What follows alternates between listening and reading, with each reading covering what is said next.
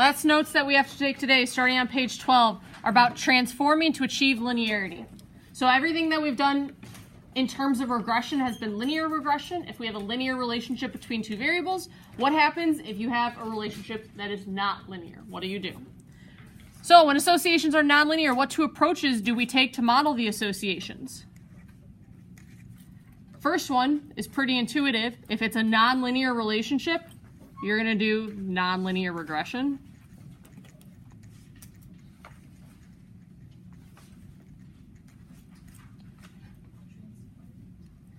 Second one is you can transform the data.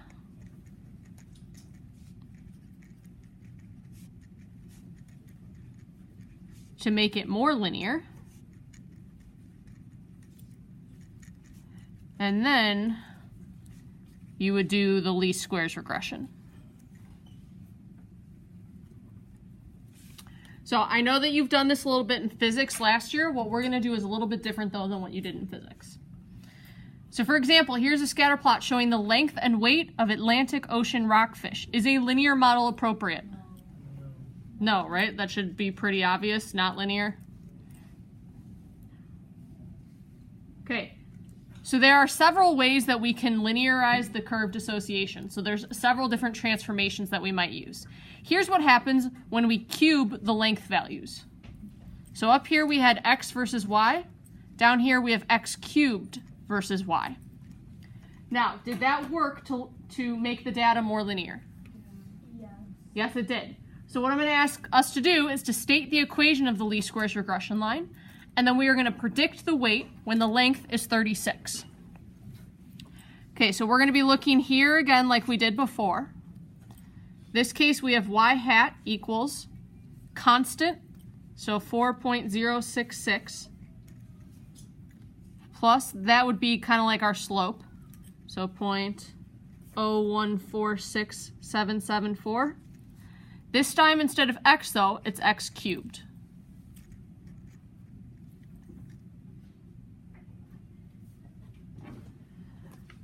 Okay, so then we are going to predict weight when length is 36. So if we plug in 36 for x, do you all trust me if I just tell you what it is? It ends up being about 688.85 grams.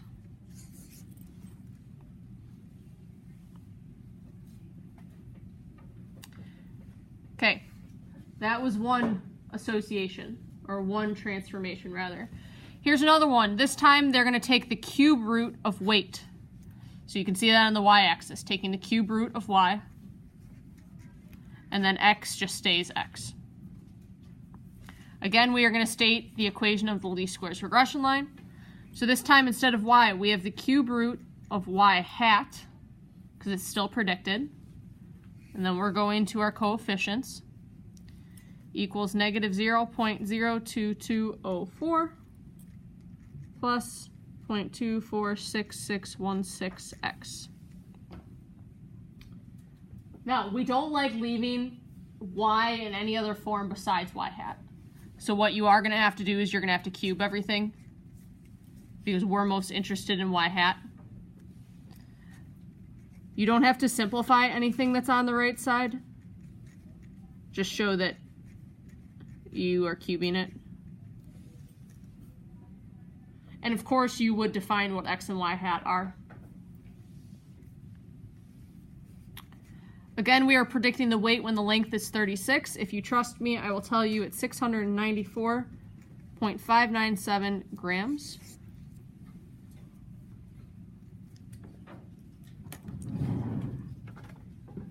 How can we tell that these two transformations are pretty good besides looking at the scatter plot? Because their answers are pretty close to each other. But then they could both be really wrong. What else? How else can you assess linearity besides looking at a scatter plot? R squared, yeah, or correlation. So we have two R squared values that are really, really high. So that's good. So if you're trying to determine like how you should like how you should cube something, how you should cube root something or square root or whatever, do you want to use the one with the highest R squared value? Or the that returns the highest R-squared value. I don't Like, even is know that if the this transformation that you want? Is that what you're asking? Yeah, whichever one, like... You're going to look at a bunch of different factors. That's part of it. You want a high R-squared value. You also want to make sure that the data plot looks more linear. Okay. And then, ideally, you would look at a residual plot, too. So you're going to kind of have to take all three into consideration. Okay, next one. Oh, look, it's another transformation. This time, we took log base 10 of both variables. So log of x and log of y. Again, we were writing the equation. So we get log of y hat. These are the numbers that you're going to use. So equals negative 1.89940. Add 3.04942 log of x.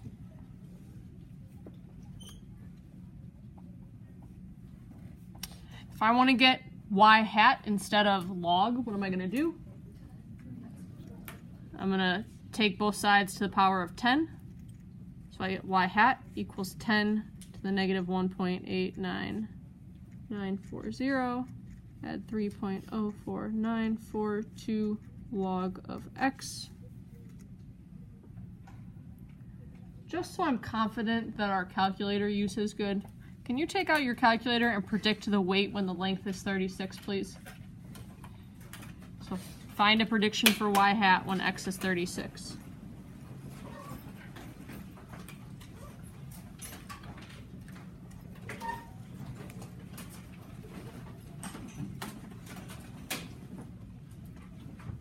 Alex, are you answering or asking a question? Yes, that's fine as long as you use the full number in your calculator.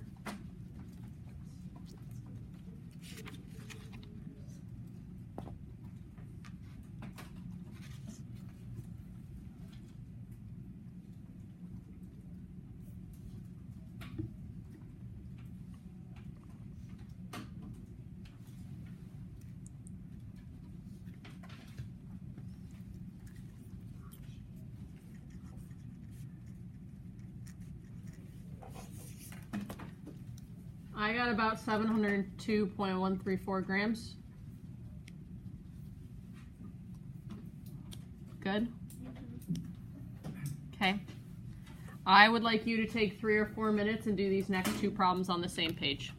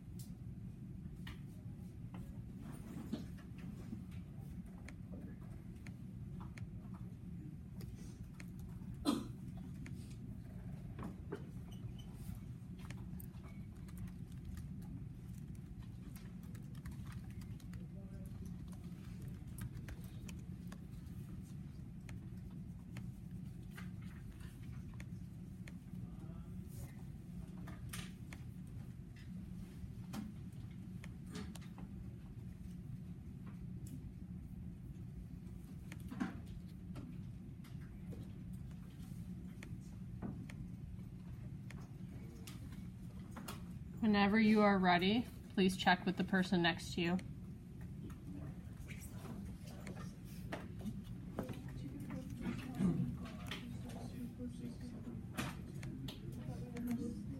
Oh, it's natural.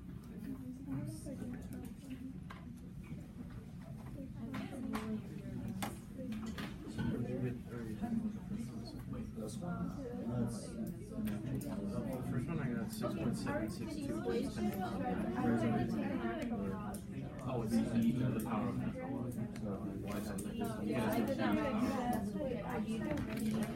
Yes, it's kind of like plus whatever.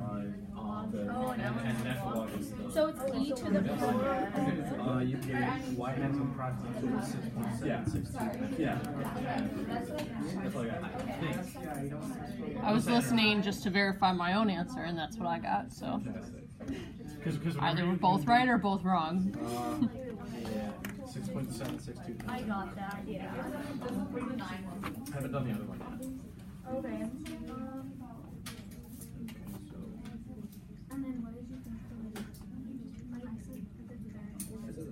I did third one, yeah. I did, okay, so it's yeah. So once again, I'll have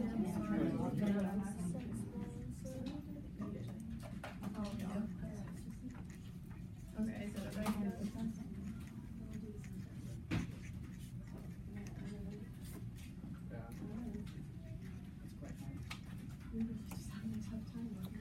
Okay, this is what I got for the first one. This is the equation. To get rid of the natural log, you apply E as the base. In 2020, if we're looking at the years since 1970, you're going to use 50. That's the prediction I got. Can anyone verify? Yeah. Yes? I got that on my second try. Beautiful. Good. Okay. Here are 3 different scatter plots and residual plots using x equals age and y equals premium. What is the best model? Third one. What's the issue with the first one? Residual plot has a curve. The original data also has a curve too. What's the problem with the second one? Still has a curve. So this one looks best. You are told that there's age versus the natural log of the premium. So the equation should be natural log of y hat is equal to negative 0.063 plus 0.0859x. Is that what you guys got? Mm-hmm. Yes? Yeah. And when you plug in 44, you get about 41.124 Yeah. dollars. Okay, how do we feel so far about transformations? Emma. Is this how they would ask a question on the That's test? just what I'm going to get to. So you will be asked one of 2 questions. First question would be something like this: what's the best model? And then you would pick the one where the data looks most linear, and then they might ask you to use it. That's the first type of question. Second type of question is they might give you a data set that is curved and ask you to suggest a transformation. So that's what we're going to talk about next, is how to know which transformation to choose. Does that answer your question? Okay, next page. So here is the process if you yourself are deciding to transform the data. I would not ask you to do this on a test in all likelihood, but it's good for you to know. First thing you're going to do is have we talked about this? Have you guys seen this before? Not in my life. Really? It's extremely intimidating. Okay. It looks like a game board. Thank you for all of your inputs. We're just going to keep going. So first thing you're going to do is you're going to look at the scatter plot, and then you're going to decide, yes, I need to transform the data, so my data doesn't look linear. So then you're going to pick some transformation to use, and you're going to transform that data. So maybe you decide to do the square root of x. So you'll take the square root of all of your x values, and then you're going to look at the scatter plot again, and then you're going to decide, is that good? If it is, you're going to actually carry out the least squares regression and look at a residual plot. And then you'll decide, was this transformation good, yes or no? If it wasn't, you're going to start the whole process on all over again. This is how actual statisticians transform data. So there's no way of looking at the data set and knowing for sure this is the best one to use, the best transformation. There are some transformations that are more common than others, but there's no way of knowing which one is right from the beginning. So you'll transform the data, you'll look at the residual plot, the scatter plot, you'll look at R, decide, am I happy with that? If you are, great. If you're not, you have to do the process over again. Again, I'm not going to ask you to go throughout that whole process, though. I'm just going to ask you to pick a reasonable transformation. So here's what this figure says. This is the x and y axis. So here's what you need to remember. Draw the x and y axis and then draw yourself an oval around it. Your curve is either going to look like curve 1, 2, 3, or 4. If your curve looks like 1, you want to raise the value of y up, x up, or both. I normally only choose one variable to work off of. I normally don't transform both x and y. I would do one or the other. If your curve looks like 4, the value of y is going to go up, the value of x is going to go down, or both. That's where this ladder comes into play. This is your original value. This would be if you are taking something up. So you would square it like x squared or x to the third. If you're going down, you would take a square root, a cube root, take the log of something. Again, I'm just going to ask you to suggest a transformation, though. So we're going to actually do one. Here's the example. Are we okay if we just skip over reading all of that? Sure. Great. We're going to call the radius x and the volume y. So right now I want you to put this in your calculator and let's see what the data looks like. Looks like this. That is not already in your calculator. Yeah, it is. Were you doing that while I was talking? About 2/3 of the way through. You weren't sleeping, so it's a win.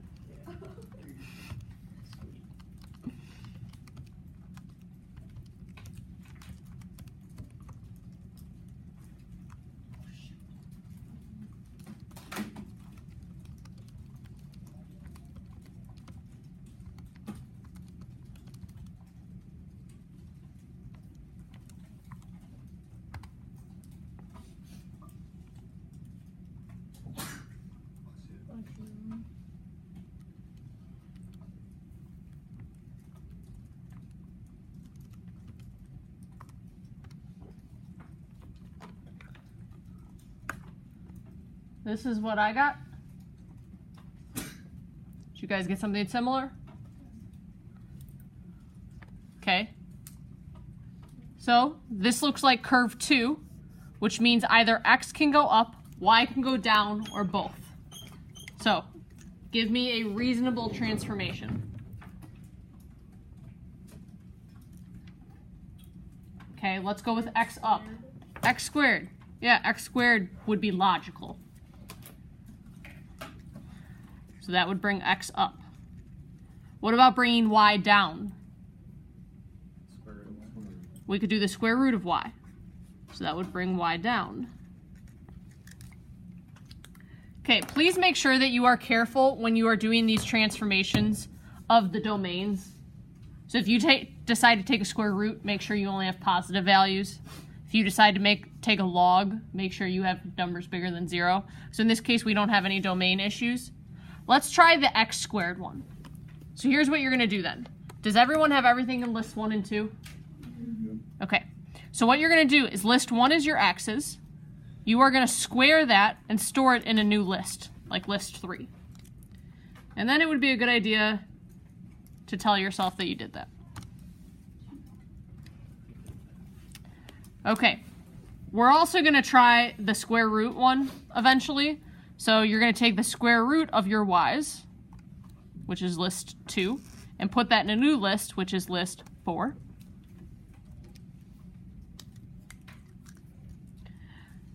So then we have a whole bunch of different options. We can look at x squared versus y. We already looked at x versus y. We can look at x versus the square root of y. And we can look at x squared versus the square root of y. All of those are possible transformations with what you all just suggested. We are going to start with x squared versus y. So go to your stat plot. X squared is in list 3. So we're going to look at list 3 versus list 2, and then do zoom 9. Yep, it's okay. Thank you.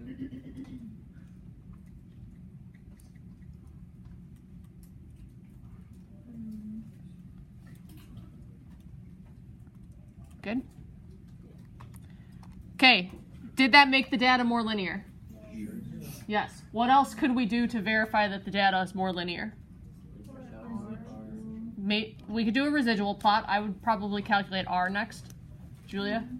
My calculator says, invalid dimension. Let me look at it in a minute. Okay, so do that right now. Calculate the R value for x squared versus y. So make sure you use the right list. Just like the ones that show.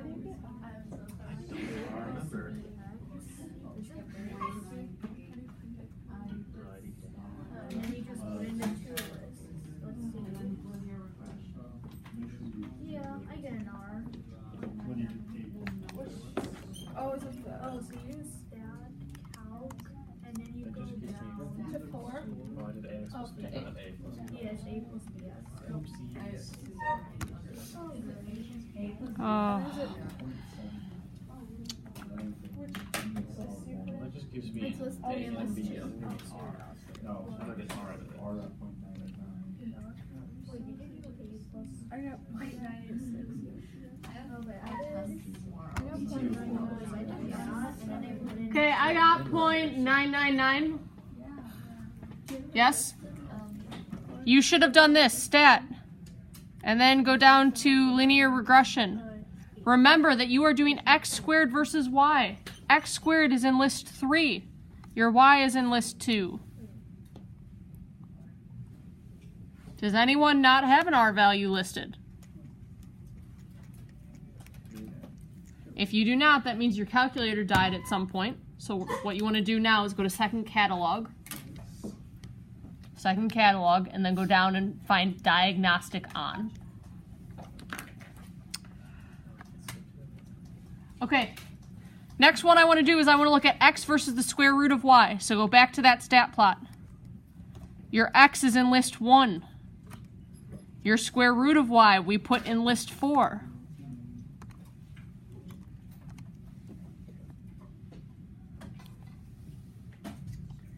That also looks really linear, doesn't it? Yeah, so good. That was a good transformation too. And then of course you would go and you would calculate R.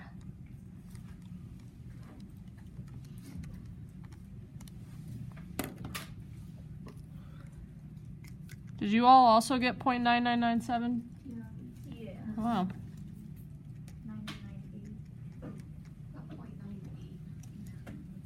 Then I think you used the wrong lists. Okay, so real life, if you were doing this, you would have gotten to this point, this first transformation, saw that the data was more linear, you would have seen that you had a high R value, and then you would have looked at a residual plot. You guys remember how to do a residual plot on the calculator? Absolutely not. If we're choosing x squared versus y? No? No one remembers? Don't you have to store it as a residual and then you go on the stats plot and You're going to have to do that eventually. First thing that you always have to do when you're constructing your residual plot on the calculator is do the regression first, because the residuals are always calculated off of the last regression. So you're going to go to stat, calc, do your regression again. If we're doing x squared, that was list 3. Y was in list 2. So now that you have that, if you go to second stat plot and turn your first plot on, your residual plot is always the input, which is normally x, versus the residuals. In this case, we're using x squared, so that'll be list 3. To get the residual list, you would do second list. And then you have that residual list right there. And then you would do zoom 9.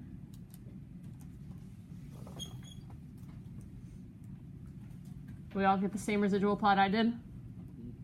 Thoughts on the residual plot? Looks pretty random. I would call it curved. So I would say that this is curved. So then I would say, not the best transformation. Got to start over. Do we get the general process? Okay, again, the two questions I would ask you is which transformation is best, or simply suggest a transformation. So whichever one has the highest R and the best residual plot is the way to go. Yep. Okay. Any